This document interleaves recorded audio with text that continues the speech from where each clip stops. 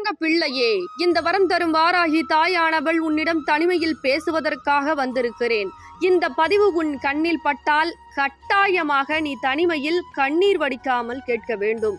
அப்படி நீ கண்ணீர் வடிக்காமல் இந்த பதிவினை முழுவதுமாக கேட்டுவிட்டால் உன் வேண்டுதல் நிச்சயமாக நான் நடத்தி கொடுப்பேன் 24 மணி நேரத்தில் கூட. ஆனால் அழுது கொண்டு இந்த பதிவினை நீ கேட்கக்கூடாது. ஏனென்றால் இப்பொழுது இந்த தாய் நீ அழுவதற்காக இந்த பதிவினை அருள்வாக்கும் உனக்கு கொடுக்கவில்லை. ஒவ்வொரு தருணமும் நீ அழுது கொண்டிருப்பதனால்தான் அதை எப்படி சரி செய்ய வேண்டும், எந்த பரிகாரத்தை கொண்டு தீர்க்க வேண்டும் என்று இந்த வரம் தரும் வாராகி தாய் உன்னிடம் சொல்லுவதற்காக வந்திருக்கிறேன். ஆனால் நீ அழுது கொண்டு இந்த பதிவினை கேட்டால் நிச்சயமாக நான் சொல்லக்கூடிய பரிகாரமாக இருக்கட்டும், அல்லது எந்த பலனாக இருக்கட்டும், அல்லது நான் பேசக்கூடிய விஷயமாக இருக்கட்டும், உனக்கு புரியாமல் போய்விடும். அதனால் என் தங்க பிள்ளையே, ஓம் வரம் தரும் வாராகி தாயே வருக வருக என்று எனக்காக கமெண்ட் செக்ஷனில் கமெண்ட் செய்துவிட்டு இந்த பதிவினை தனிமையில் கண்ணீர் வடிக்காமல் கேள். இப்பொழுது நான் சில அருள்வாக்கு உனக்காக கொடுப்பதற்காக வையாவூரில் இருந்து வந்திருக்கிறேன். கவனமாக கேட்கிறாயா?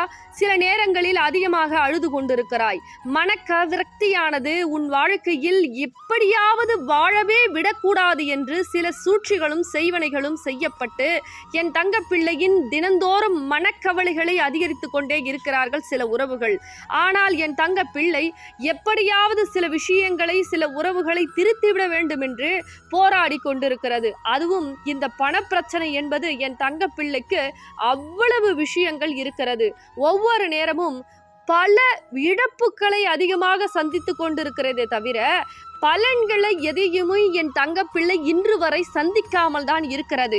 ஆனால் என் தங்க பிள்ளை மற்றவர்களுக்கு உதவி செய்ய வேண்டும் என்று நினைத்து ஒவ்வொரு நாட்களும் கடன் வாங்கி தன்னுடைய உழைப்புகளை மற்றவர்களுக்கு செய்து அவர்களுக்கு உதவி செய்ய வேண்டும் என்று எப்பேற்பட்ட விஷயத்தை இழந்தாயோ அதற்கு எல்லாம் அவர்கள் சிறப்பாக செய்துவிட்டார்கள் என்றுதான் சொல்ல வேண்டும். ஆம் என் தங்க பிள்ளையே, அவர்களை நினைத்துதான் இப்பொழுது நீ அழுது கொண்டிருக்கிறாய், உண்ணாமலும் உறங்காமலும்.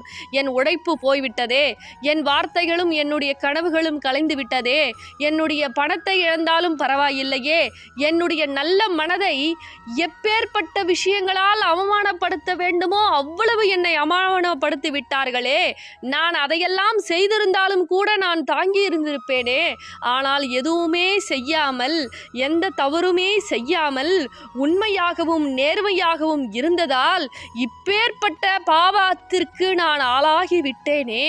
நான் செய்யாத தவறுக்கு தண்டனை இன்னும் அனுபவித்துக் கொண்டிருக்கிறேனே. எனக்கு வழிதான் என்ன? எனக்கு வாழ்க்கை இருக்கிறதா இல்லையா? நான் நினைத்த கனவு, நினைத்த ஆசைகள் நிறைவேறுமா நிறைவேறாதா என்று என் தங்க பிள்ளை எந்த தவறும் செய்யாமல் தண்டனை அனுபவித்துக் கொண்டிருக்கிறது. என்ன என் தங்க பிள்ளையே, இந்த வரம் தரும் வாராகி தாய் உன் மனதில் இருக்கக்கூடிய விஷயங்களை புட்டு வைத்து விட்டேனா? இப்பொழுது அடுத்தது என்ன நடக்க போகிறது என்று சொல்ல போகிறேன். கவனமாக கேள். உன் மனதில் இருக்கக்கூடிய ஆதங்கத்தை சொல்லிவிட்டேன் என்றால், ஆம் தாயே நீங்கள் சொல்லிவிட்டீர்கள் என்று எனக்காக கமெண்ட் செக்ஷனில் குறு மெசேஜை அனுப்பி வை. ஏனென்றால் நீ அழுது கொண்டிருப்பது இந்த வரம் தரும் வாராகி தாயால் பொறுத்து கொள்ள முடியவில்லை. ஏனென்றால் என்னென்ன விஷயங்கள், என்னென்ன பூஜைகள், என்னென்ன புனஸ்காரங்கள், எவ்வளவோ விரதங்கள் இருந்து விட்டாய். ஆனாலும் உன்னுடைய தீராத வினை, தீராத பிரச்சனை, தீராத பணம் பிரச்சனை, தீராத கடன் பிரச்சனை, தீராத உறவு பிரச்சனை என பல பிரச்சனையிலும் இன்னும் நீ போராடி கொண்டிருக்கிறாய். அதனால்தான் உயிரற்ற நடப்பினமாக நீ வாழ்ந்து கொண்டிருக்கும் உன்னை இந்த மனிதர்கள் இப்படி ஆக்கி வைத்திருக்கிறார்களே அல்லவா, அவர்களை நான் வதம் செய்ய போகிறேன் இந்த வரம் தரும் வாராகி தாயானவள். ஆனால் அதற்கு நீ ஒரே ஒரு பரிகாரத்தை மட்டும் செய்ய வேண்டும். என்ன அது, எப்படி செய்ய வேண்டும் என்று இப்பொழுது சொல்ல போகிறேன். இன்னும் கவனமாக கேள். முதலில் இழந்ததை நினைத்து அழாதே தங்க பிள்ளையே. ஏன் தெரியுமா? நீ தர்மத்தை செய்தாய். அதனால்தான் இன்று இந்த வரம் தரும் வாராகி தாயின் அருள்வாக்கை கேட்டுக்கொண்டிருக்கிறாய். நீ அதர்மம் செய்திருந்தால் உன் கண் முன்னே இப்பொழுது நின்று உனக்கு கொடுத்து கொண்டிருக்க மாட்டேன். ஏனென்றால் அதர்மம் செய்தவர்கள் என்னை வணங்கவும் முடியாது, என்னை வாழ வைக்க வாராகி தாயே வாருங்கள் என்று என்னை கூப்பிடவும் முடியாது. ஏன் தெரியுமா? அவர்களுக்கு என்னை பார்த்தாலே பயம். ஏனென்றால் அவர்கள் பாவம் செய்தவர்கள். என்னை நீ கூப்பிட்டால் நான் வருவேனா என்று அவர்களுக்கு நிச்சயமாக தெரியாது. ஏன் தெரியுமா? ஏனென்றால் என்னை வழிபாடு செய்ய முடியாது. ஆனா நீ நல்ல ஆத்மாவாக இருக்கிறாய், நல்ல விஷயங்களை செய்திருக்கிறாய், யாரையும் ஏமாற்றவில்லை, யாரையும் துரோகம் செய்யவில்லை. அதனால்தான் இன்று உனக்கு உதவி செய்கிறேன் என்று இந்த பதிவு மூலியமாக என் தங்க பிள்ளைக்கு சொல்லிக் கொண்டிருக்கிறேன். ஆனால் இது சாதாரணமாக நீ எடுத்துக்கொண்டால் நிச்சயமாக சாதாரணமாக கிடையாது. ஒரு வரம் தரும் வாராகி தாயானவள் இப்படி உன்னுடன் வந்து கூக்குரல் இட்டு, தங்க பிள்ளையே நீ கண்ணீர் வடித்து கொண்டிருக்கிறாய், உன் மனதில் இருக்கக்கூடிய ரணத்தை நான் உள்ளபடி சொல்லிக் கொண்டிருக்கிறேனே, இது சாதாரணமான விஷயமா? ஏதோ ஒரு வீடியோவில் வருகிறதே என்று என்னை சாதாரணமாக எண்ணி விடாதே என் தங்க பிள்ளையே. ஒவ்வொரு நேரமும் மனம் குமரி அழக்கூடிய தாயே, ஏதாவது நான் கெட்டது செய்திருந்தாலும் எனக்கு உதவி செய்ய நீங்கள் வரமாட்டீர்களா? நான் கெடுதல் செய்யவில்லையே, நான் யாரையும் ஏமாற்றவில்லையே.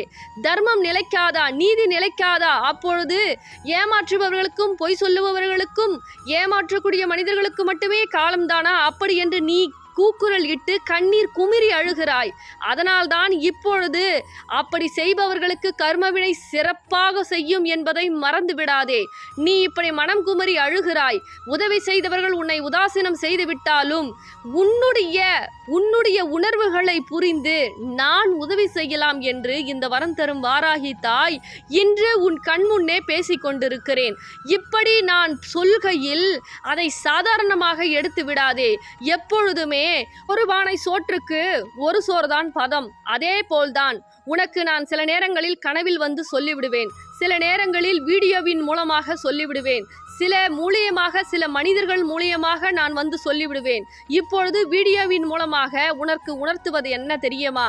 உன்னுடைய எந்த பிரச்சனையாக இருந்தாலும் சரி என் தங்க பிள்ளையே, உனக்கு நான் 12 நாட்களில் உன் வேண்டுதலை நடத்தி கொடுக்கிறேன். ஆனால் அதற்காக நீ என்ன செய்ய வேண்டும் தெரியுமா? 12 நாட்களில் உனக்கு வேண்டுதல் நடக்கிறது என்றால் அவ்வளவு எளிது அல்ல. ஆனால் அதற்கு தடைகளும் சோதனைகளும் ஏற்படும். அதில் நீ வெற்றி பெற வேண்டும். அப்படி வெற்றி பெற்றுவிட்டால் இந்த வரம் தரும் வாராகி தாய் நீ கேட்டதை நிச்சயமாக செய்து கொடுப்பேன்.